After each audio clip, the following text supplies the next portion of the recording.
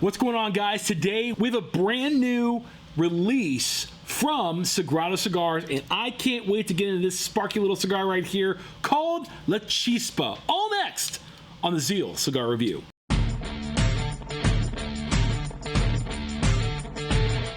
You're cheeseball. I'm cheeseballing it. I'm cheeseballing. So just so everybody understands, this cigar is actually kind of a rebrand. This is the very first cigar they released. The very first. I don't know why you don't include that in your typical, like, you know, genre of cigars when you first release them. Yeah. But they didn't tell us about this till later. So what's happening is it's kind of a rebrand. He had a different name for it, but it kind of he wanted to make it simpler because the old brand was called like Fundugacial or something like that. Yeah, Fundugacial, which you can't say that. And there's so many hard brands out there that are hard to pronounce. So he calls it La Chispa, which is the spark. Okay. This is the very first cigar that he gave everyone to smoke, and he says this cigar right here is the reason that he went into the cigar industry. That sparked his confidence. Yes. Yeah. That so many people actually like this cigar. So we're gonna light it, we're gonna cut it, and we're gonna smoke it and let you know what we think about it and give you our value rating.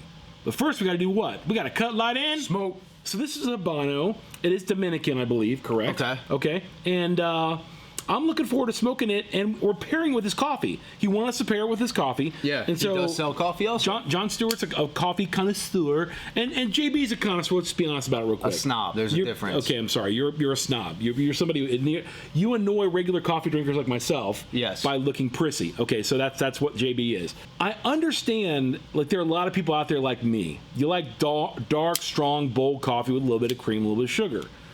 If you take the typical strong coffee that we really like, and then you chase something like whole organic gourmet, like John's Coffee, to be honest with you, there's a big difference. And I wonder if our palate, like the average American palate that likes strong coffee, is so like beaten, battered, and bruised by like the Starbucks and the real strong, dark stuff out there, that when we taste something like this, it tastes watered down. But this isn't necessarily watered down. It tastes pretty good.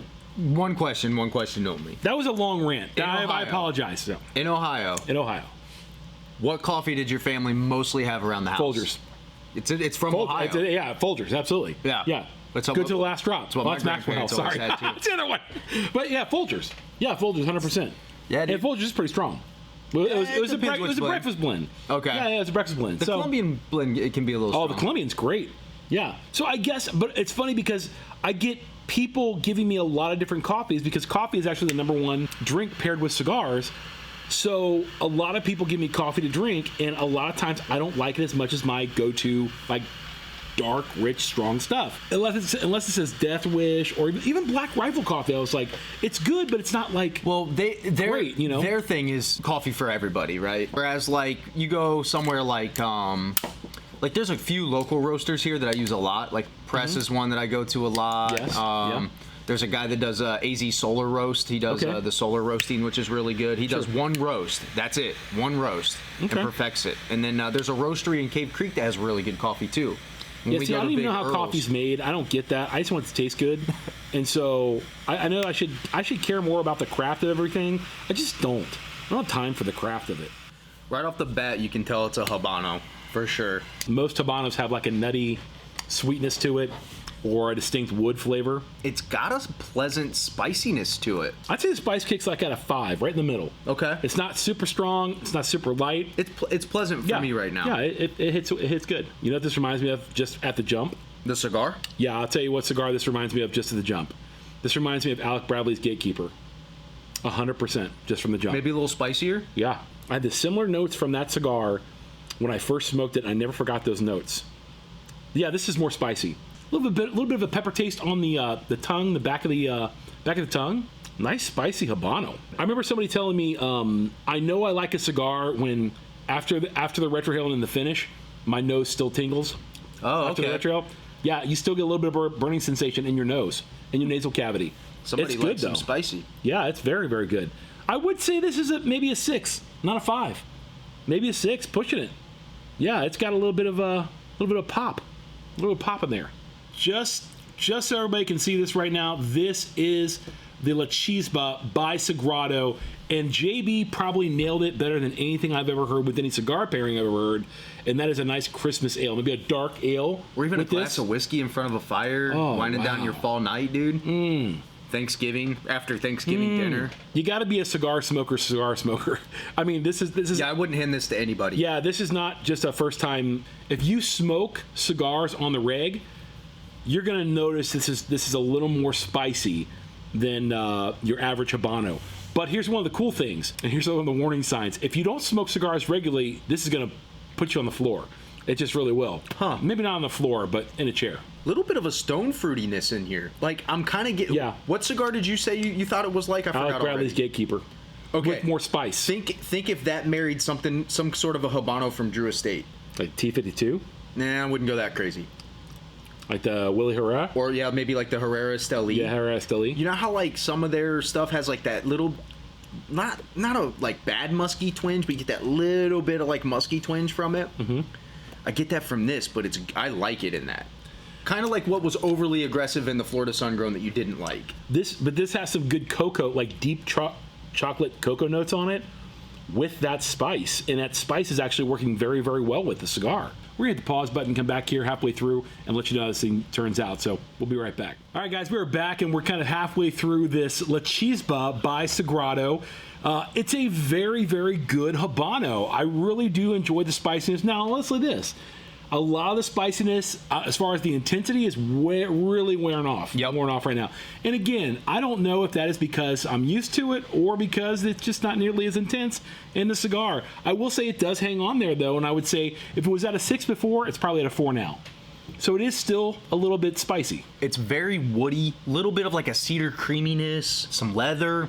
But yeah, neither one of us really smoke Habanos, but this is pretty pleasant, actually. Yeah, I think there's more people that fall into the Habano phase because it's right between like really strong cigars and lighter cigars. I'm trying to go up from that. I think if you are an avid cigar smoker and you hover around the lighter cigars and you kind of want to kick it up a notch, this would be an excellent cigar for you to try to see if your palate is ready for a little bit more spice than you're used to. I just got on the retrohale. I said I had a really creamy, I wouldn't say chocolate, but like a creamy, like sweet. Maybe caramely? Yeah, I think it is caramely. Yeah, I would agree with that. Maybe, yeah. Yeah, because it's maybe very like a burnt sweet. caramel? Not burnt like in toasted caramel, but like I guess maybe toasted would be great. I like spicy caramel. Yeah. I'd say spicy caramel. Like it's a good spice to it. His construction's on point. All of his construction is absolutely great and super premium. I've never had any problem with his construction. The burn has been fantastic, especially if you're a fast smoker like myself. The construction holds up under your constant puffing, and I've been puffing on this. I did set it down for a little bit. I set it down for about 5 minutes as I was working in between our breaks, and picked it back up, puffed on it, boom, lit right back up. Wasn't at all out completely, so that's a good sign of a well-made cigar. There's nothing that's been off-putting on this cigar at all for me. You're getting more into the second third. I'm into the final third. I'm getting into it. From right here, it really changed on me, and I got a really distinct caramel sweetness with that spice that is outlandishly good. Very, very, very good. This got me rethinking my life about Habanos, man. Because how many times have you seen me just casually walk into a humidor and grab a Habano? We hung out last night. We hung out yesterday on Sunday morning. Yeah. We took our bikes up to Cave Creek. Yeah. And hung out at Big Earl's, our favorite place to eat drink coffee and smoke cigars. I really want a burger from there. I've been craving a burger from there a lot lately. Me too. I can eat burgers. I just can't eat the bun. Give me 2 patties, extra bacon and cheese. We both had either a lighter cigar or a darker cigar. I had a Davidoff. You had a what? I smoked the A10 from Rocky. The A10 from Rocky. Yeah. And so we usually go light or dark. So to find a Habano that we really, really enjoy, and to be honest with you, the Alec Bradley Gatekeeper I really enjoyed as well. Yeah, you did like that cigar. I mean, that was also, what, Cigar of the Year, number 2? Mm-hmm. Number 1? 4 rated? 95? Yeah, it was highly rated.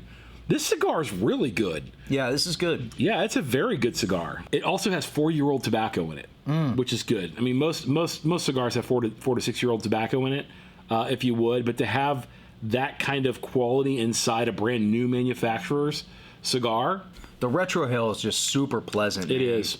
Well, not only that, but you could understand why this was the spark that ignited his passion to get in the cigar industry. I mean, if I got this cigar the very first time I smoked it, I would tell him, yeah, you should go into blending.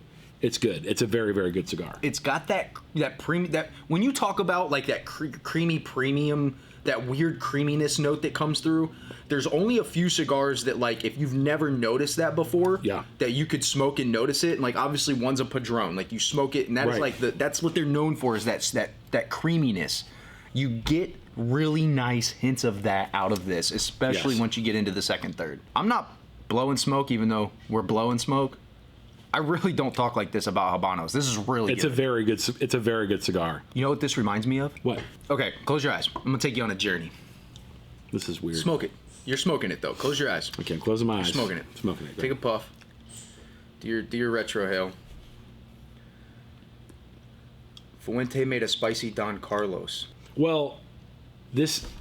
Or the timeless. Yeah, it's more timeless than it is Fuente. Fuente's got the Cameroon, so it's more sweet. Yeah. This got some more pomp and circumstance to it. Yeah, for sure. That premium creaminess though is what you're gonna find in a cigar like the Don Carlos, or like some of the timeless cigars. Right.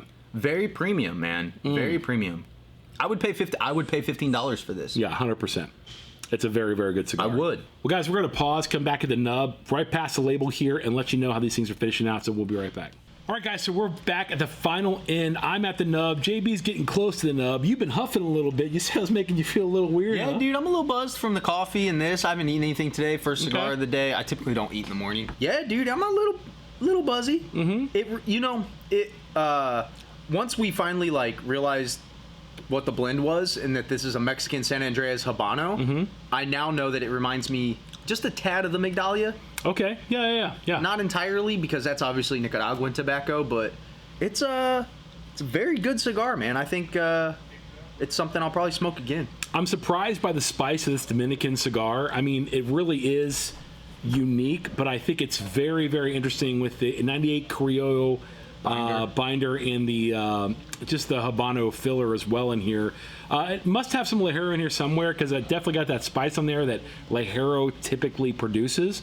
I'll tell you this much. Let's give it a smoke score real quick for each of us. Tell me your smoke score. 1 to 10, 1 being horrible, 10 being excellent. I give it a 9. 9? Okay. Yeah, I have no quarrels with the way this smoked. I didn't have to relight it. I cut it again just because I'm an idiot and I wanted to, but I didn't need to. Yeah, I got no problems with the smoking. I think 9's incredibly fair, and I don't think it's generous at all. I think it's really, really good. I think it's an absolute fair score for this cigar. I think it's heads and shoulders above some of the other ones that we've smoked that are Habanos. I think also that my value rating at $15, which is the typical MSRP, I think the value rating is going to have to take a little bit of a hit, because $15 has got to be such a great cigar. It's going for number one. I'll say it's probably a 7.5 on the value rating of this cigar at $15. Now, at different pricing, you're talking like, probably a 10 out of 10. But on this in particular, I'm going to say that, the value score is probably a 7.5, for me. What about you? That's the same number I had in my head. No joke. That's why I kind of grinned when you said it. Great minds think alike. 7.5. And when you share a mind, it's really easy. It really is. So what do you guys think about Sagrado cigars? Many of you guys smoked them. You guys reach out to us, say they're very, very good cigars. Drop a comment below and let us know what you think about Sagrado cigar. And if you're lucky enough to get this new La Chispa, let us know what you think about this cigar. So for the Zeal Cigar Review, I've been Bradley. He's been JB. And we're out of here, like you guessed it, last year. Peace.